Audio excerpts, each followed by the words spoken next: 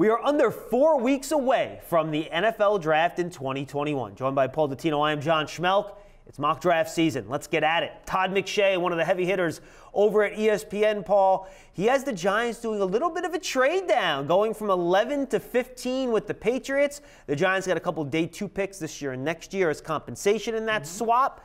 And the Giants at number 15, Jeremiah Owusu-Koramoah, the very talented linebacker out of Notre Dame. Some people think he might even be a strong safety.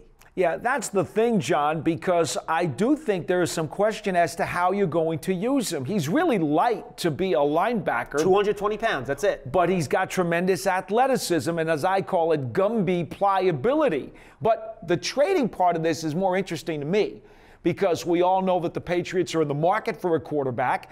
The Belichick connection to Joe Judge, you could see why they might have a conversation. And there's also an idea that the middle part of that round could be a lot of equal value guys. So if the Giants did want to get more quantity in the second day, why not go from 11 to 15? I could understand that. And the Patriots were trading up in this scenario to get the last quarterback on the board, Justin Fields.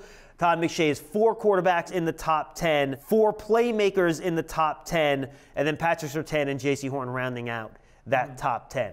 All right, let's head over to Matt Miller over at thedraftscout.com, Paul. He has Chase, Pitts, and Smith going 5, 6, and 7, not a surprise. But he has 1 playmaker left on the board for the Giants at 11. That's Jalen Waddle out of Alabama. Most people think that one of the 2 Alabama wide receivers have a chance to get to the Giants at 11. So that's not a surprise at all. The question becomes, which flavor of the month do you like? Do you prefer Smith or you'd prefer Waddle? Myself, I still have some questions about Smith's diminutive size, so I would prefer Waddle if I were the Giants. But again, who knows? It's a guy who certainly has value in that spot. All right, let's go over to Seth Galina over at Pro Football Focus, Paul. He is the Giants in round 1, also going Jalen Waddle. And here's the beauty. All 3 of these drafters are giving us multiple rounds.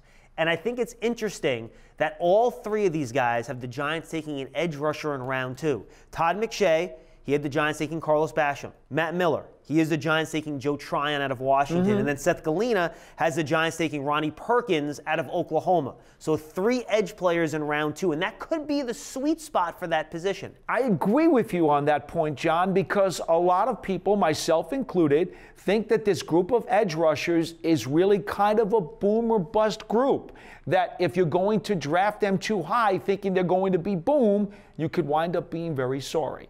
Now, if you hedge and decide that they're going to be grouped together in the second round, well, there's a little bit less of a bust factor there, because if the guys don't necessarily perform at an all-pro level, you feel as though you got a second-round pick who may just be a good rotational player. And then Galina, he has a 3rd-round bonus pick. So let's talk about that. Jimin Davis, the linebacker out of Kentucky, if he's there in the 3rd round, that'd be a heck of a pick. I don't think there's any doubt that that's a quality player who's going to have a future in the pros. Yeah, and he can play next to Blake Martinez as a second inside linebacker. And he can do a lot of different things. Could be a really valuable addition.